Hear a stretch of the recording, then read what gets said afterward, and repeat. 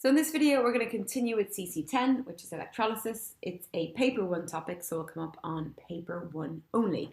In the last video, we looked at what electrolysis is, but in this video, we're going to look a little bit more into how it works. And in order to do that, we need to have a closer look at ionic compounds in general. So I have drawn out the reaction between sodium and chlorine to form sodium chloride. And this is a revision from CC5 when we first looked at ionic compounds.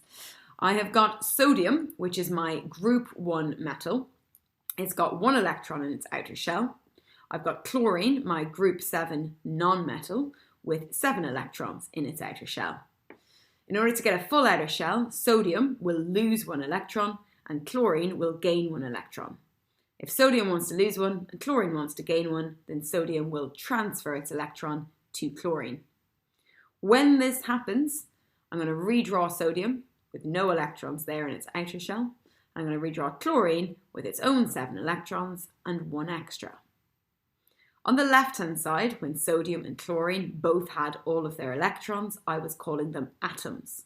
But on the right-hand side, when sodium has lost 1, and chlorine has gained 1 electron, I can no longer call them atoms, I now must call them ions.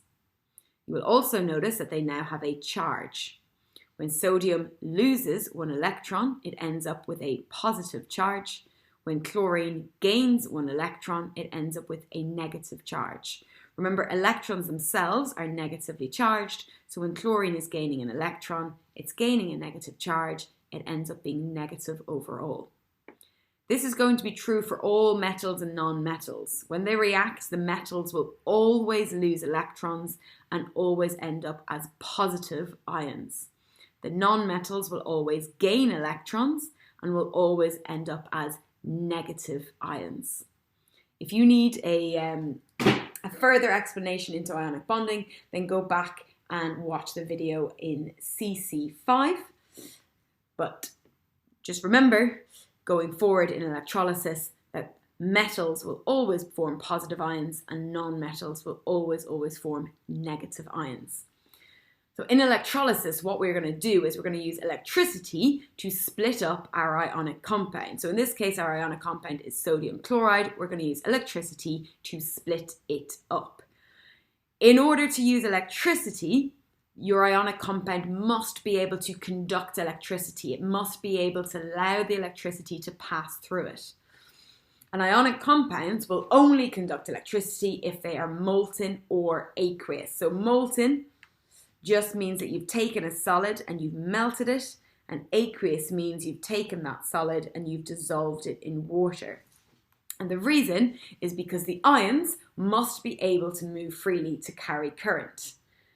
These ions, if they were in a solid, the particles in a solid can only vibrate. They cannot move freely, and so they cannot carry current.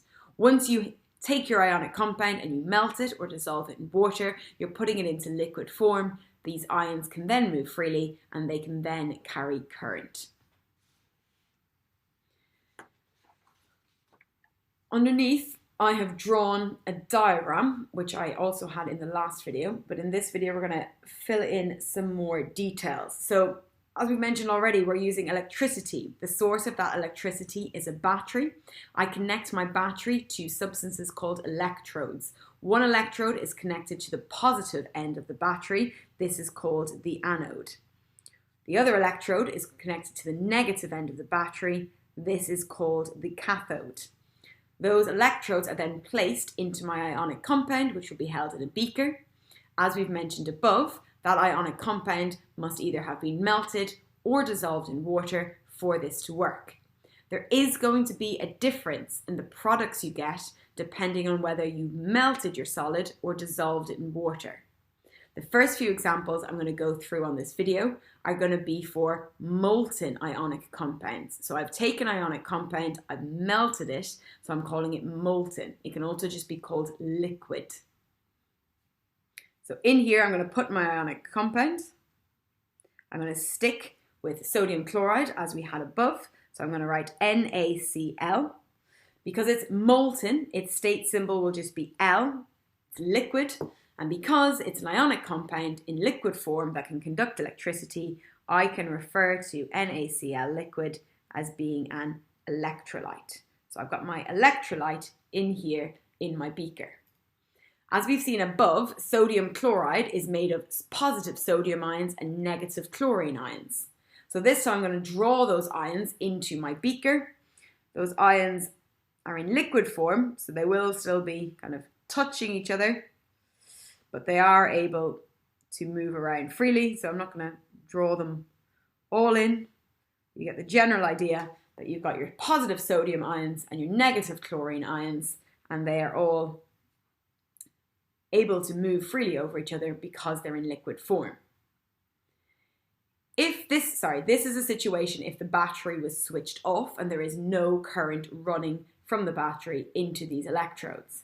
However, if I were to turn my battery on, then the electricity would start to flow from my battery into my electrodes.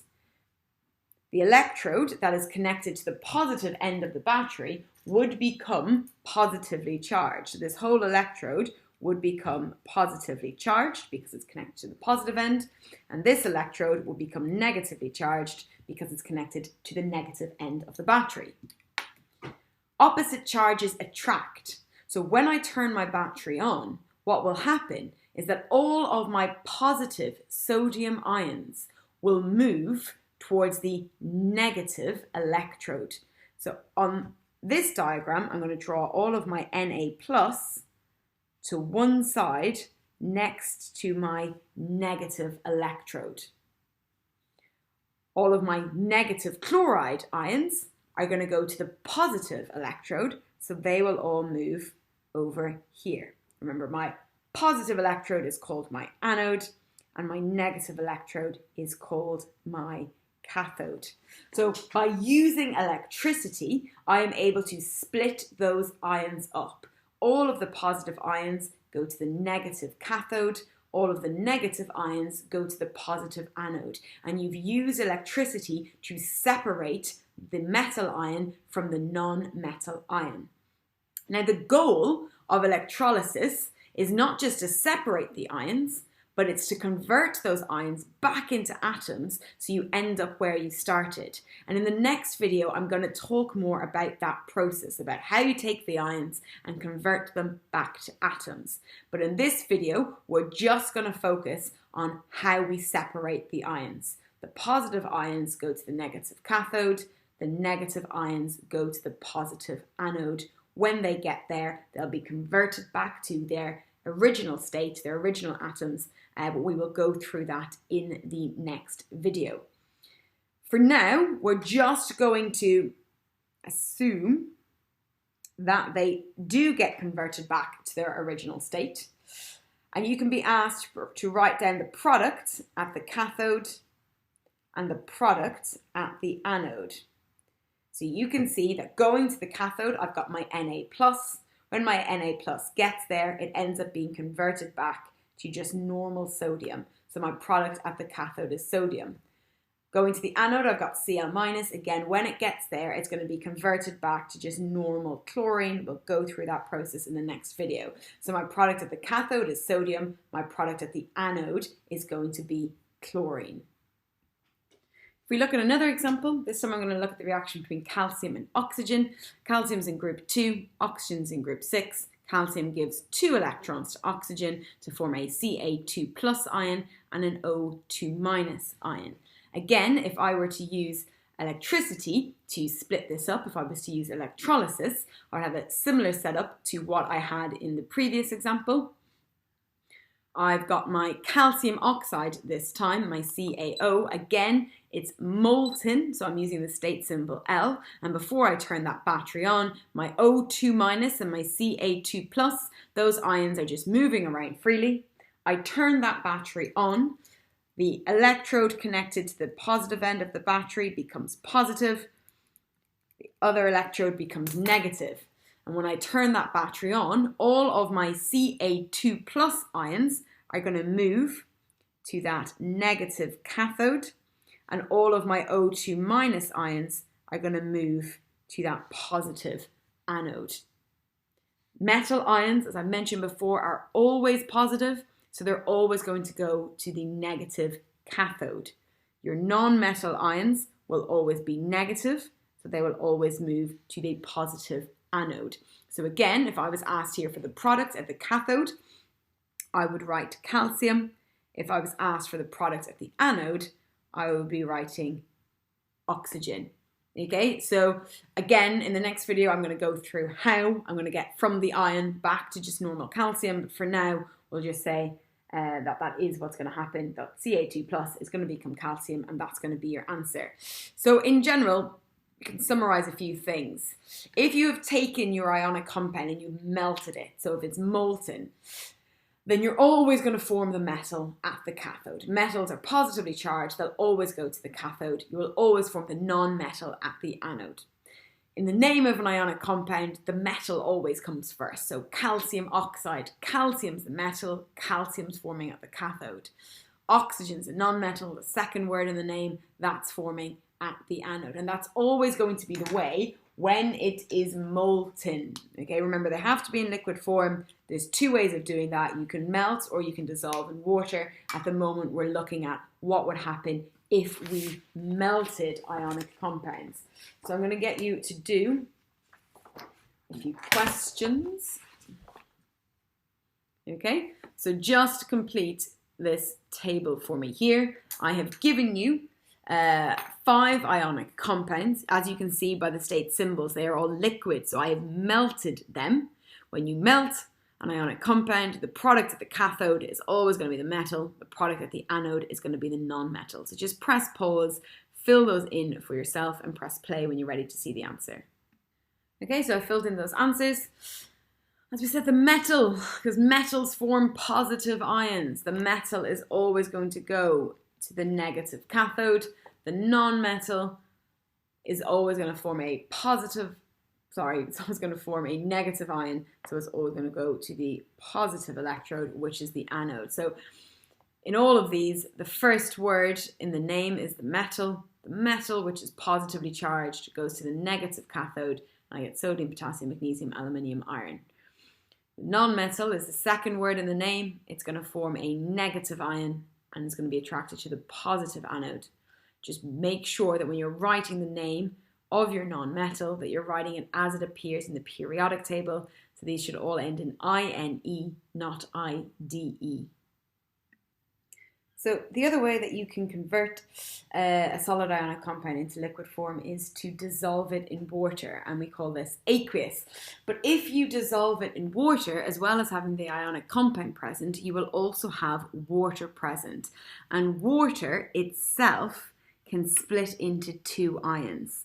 It can give you H plus ions and it can give you OH minus ions. So as well as having your ions from the ionic compound, you will also have the ions from the water, and this is going to affect the products that you form. So if we have a look at NaCl, which is the same one we looked at before, but instead of having it in liquid form, so instead of melting it, I'm going to have dissolved NaCl in water, so now it is aqueous.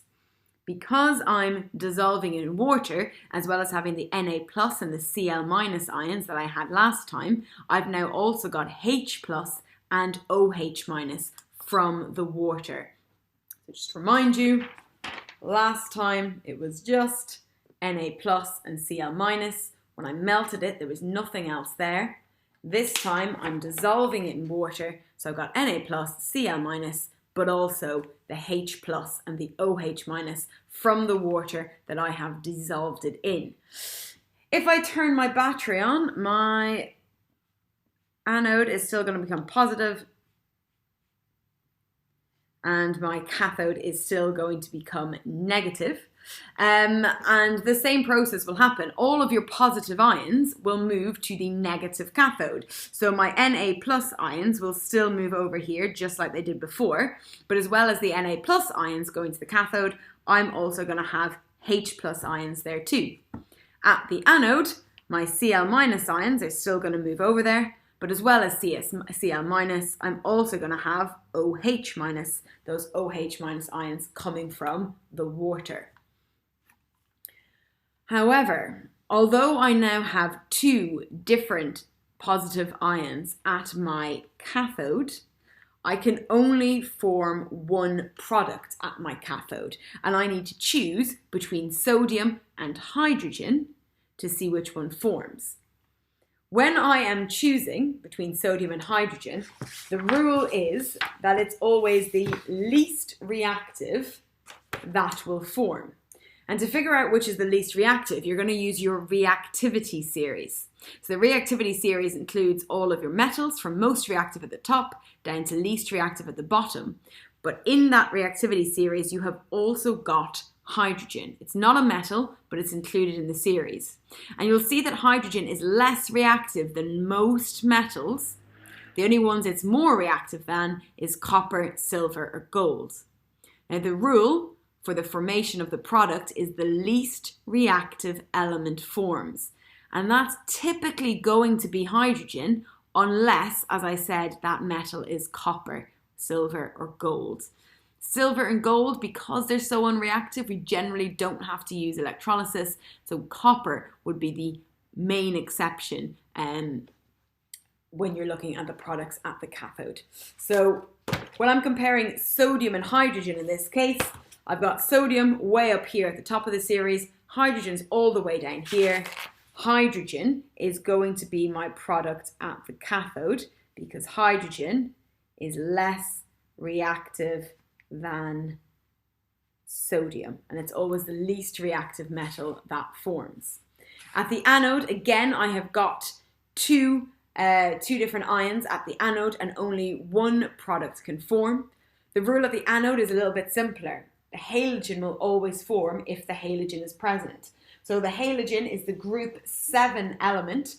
Chlorine is in group 7, so chlorine is going to form. So the rule here is that the halogen will form if the halogen is present, halogen just being a group 7 element. So my answer here is hydrogen at the cathode, chlorine at the anode. If you look back at what we had when we had sodium chloride molten, we ended up with sodium at the cathode and chlorine at the anode. So the fact that I've dissolved it in water instead of just melted it has changed the product that I'm getting at the cathode. Okay, I'm no longer producing sodium at the cathode. Instead, I am producing hydrogen. If we look at another example, so this time I'm going to use a copper chloride, so CuCl. I'm going to use copper chloride, and again, in this case, I'm going to use it aqueous. So I have taken copper chloride and I have dissolved it in water. Because it's copper chloride, I've got positive copper ions and I've got negative chlorine ions. And because it's aqueous and I've dissolved it in water, I also have H plus and OH minus. So again, before I turn my battery on, those ions will be able to move around. But as soon as I turn my battery on, and the electricity passes through my electrode, one electrode becomes positively charged, the anode, the other becomes negatively charged. All of my negative ions will move to the positive anode. So chlorine is negative, all of my chlorines will move over there, OH minus is also negative, that will move to my positive anode.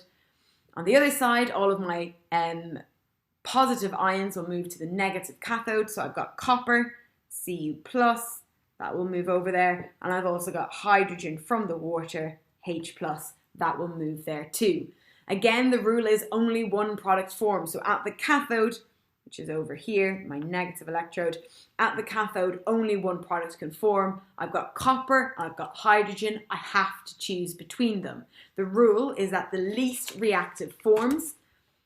I look at my reactivity series, I've got hydrogen down here, copper is below it. Copper is less reactive than hydrogen, so copper is going to form. So copper forms at the cathode, and again, copper forms at the cathode, and again, the reason is because it's less reactive than hydrogen. At the anode, the rule is the halogen forms, and I've got chlorine. Chlorine is a halogen, so my halogen is going to form. I'm going to do a few more examples of these just in the book. Okay, so I've taken a number of ionic compounds.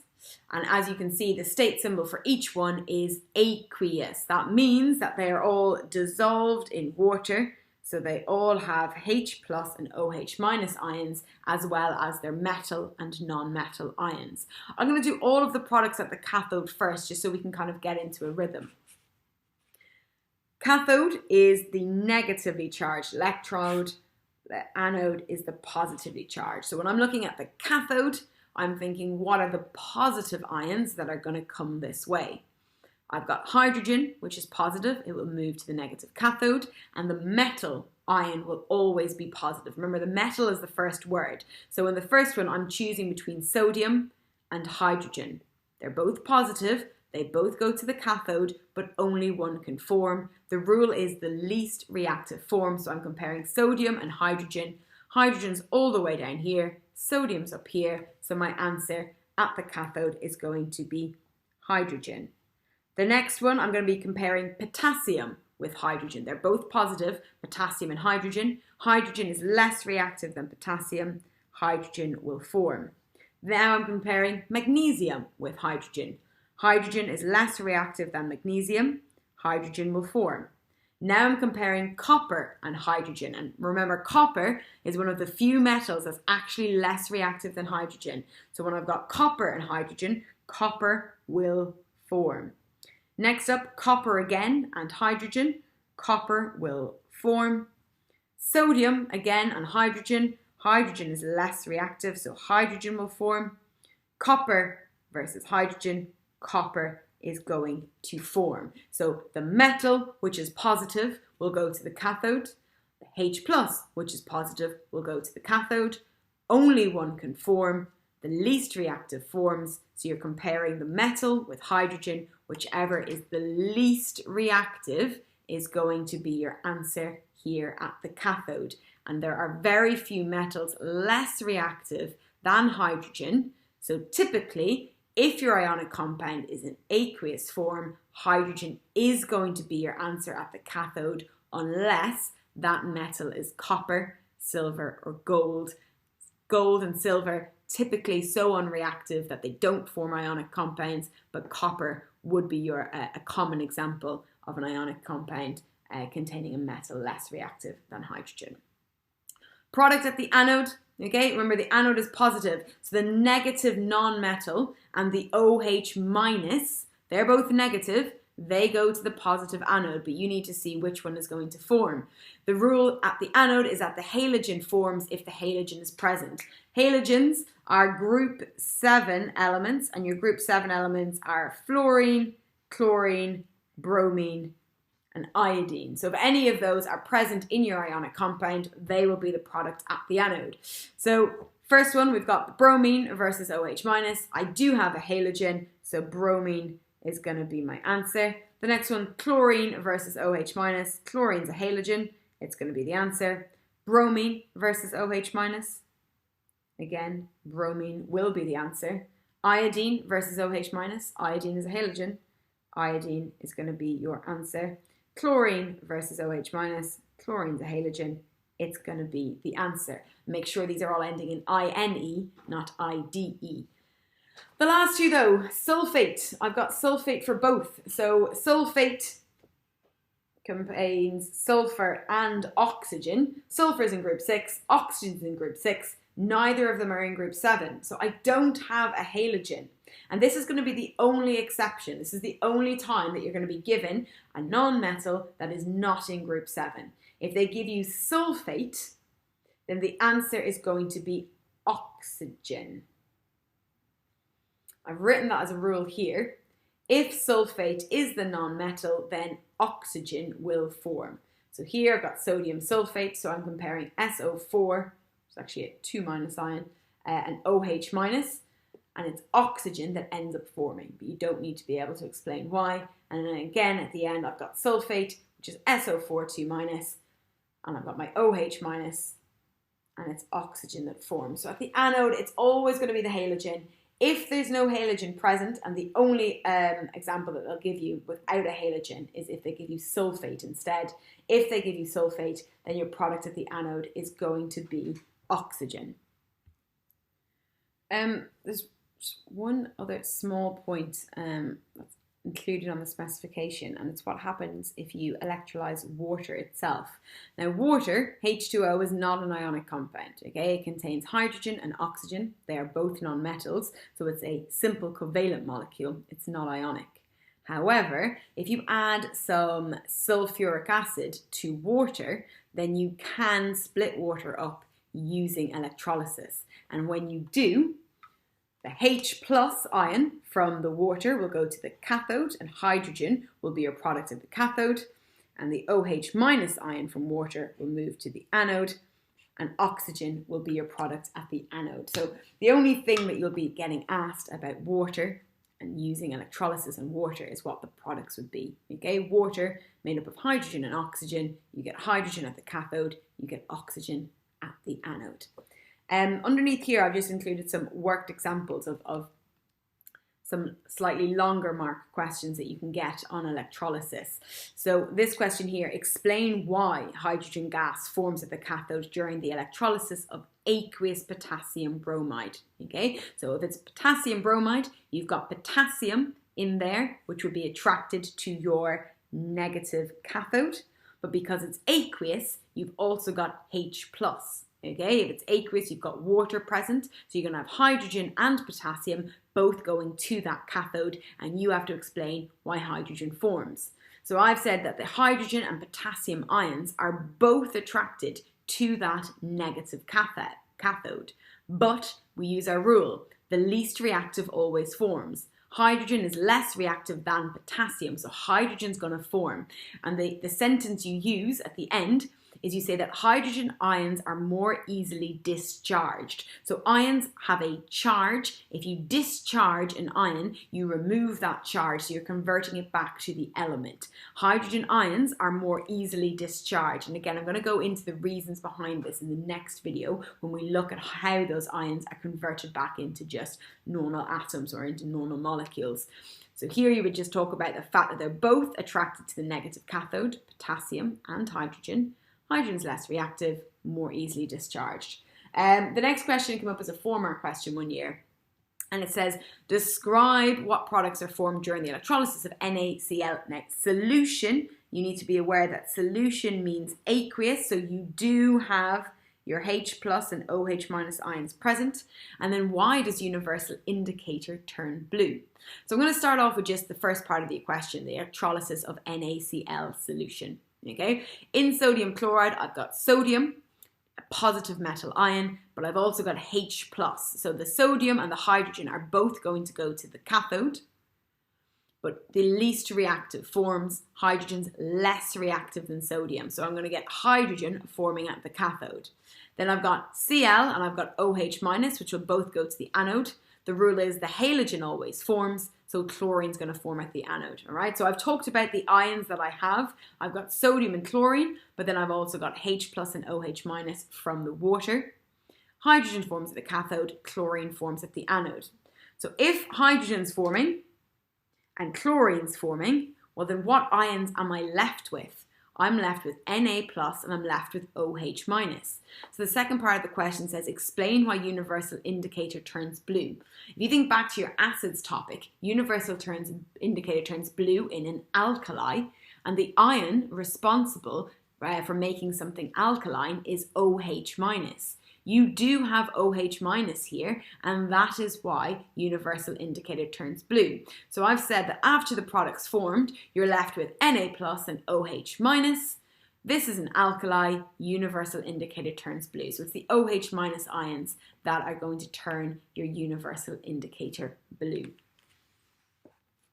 I want you now to press. I know this video is a little bit longer than others, okay, but there's quite a lot in it. Please don't just switch it off now. Really important after all this that you have a go at these questions. So in number 11, I've asked you for the products of molten. Remember, if they're molten, there is no water present. So it's pretty straightforward. You're just going to get the metal at the cathode, the non-metal at the anode. In question 16, you're asked about aqueous ionic compounds. So you do have H2O. Because you've got H2O, you've got that H plus and the OH minus. So you need to be asking yourself at the cathode, which is the more reactive, and at the anode, it's the halogen that's going to form. I've also just got a few other questions in there as well. So please take the time, press pause, do these questions, and press play when you're ready for the answers. Okay, so I've gone through the answers. For the first one, I've just written C for cathode and A for anode. And you'll see that I've written, actually, hold on. Cover this for a second. I have written the names out in full. So you're getting the metals produced at the cathode. So that's the first word is the metal, and the metal is forming at the cathode each time. The second word is the non-metal, and the non-metal forms at the anode each time. And I'm writing that name the same way as it is in the periodic table. I would recommend writing the name of the element, okay? If you try to write the symbol, which I've done in the answers below, you wouldn't actually get the mark if you wrote Cl. You would have to write it as Cl2 because that's how it appears when it's an element. It's diatomic. Okay, so if you get confused between which ones are diatomic and you're not comfortable writing the symbols of elements, then I would just stick with writing the name, and then you definitely will not go wrong. Okay, again, if you did write the symbol, you shouldn't be including any charges. So you would have Na, Li, Cu, Fe, and Al for the cathode. And then at the anode, because they're all halogens, they're all diatomic, you would have to have written Cl2, Br2, Cl2, Br2, and I2 in order to get the marks. If that's confusing, just stick with writing the actual word. Explain why sodium forms at the cathode when molten sodium chloride is electrolyzed. All I wanted from this is that the fact that sodium is positive, it's a metal, so it's a positive ion, and it's going to be attracted to the negative cathode. So Na plus ions are attracted to the negative cathode.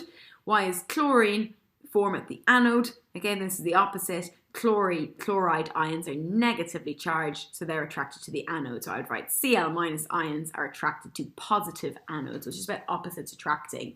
Chlorine's a gas. If you're producing a gas, what would you expect to see? If you're producing a gas, you'd expect to see bubbles. Water, H plus and OH minus ions.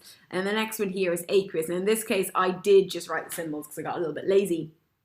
I'm comparing sodium to hydrogen.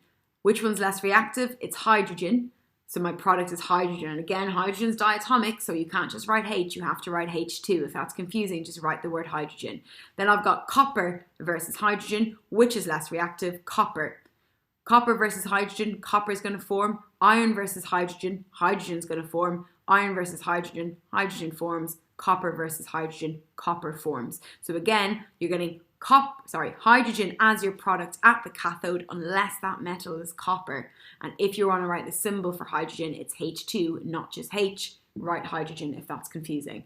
At the anode, you have got the halogens. Remember, our rule is the halogen will form at the anode if it is present. Chlorine, bromine, they are halogens. Again, they're diatomic, so it's Cl2, Br2, Cl2, bromine, Br2. Okay, so if you're writing the symbols, they need to be with the little 2's or else write the names. And then at the end, you've got sulfate. If sulfate is present, then you don't have a halogen, and the answer is going to be oxygen. Oxygen's also diatomic, so you'd have to write it as O2 or write the word oxygen. If hydrogen is being produced, again, it's a gas, you'd expect to see bubbles. To prove it's hydrogen, you use a lit splint, and you hear a squeaky pop. You don't get the mark for squeaky pop without talking about the lit splint first.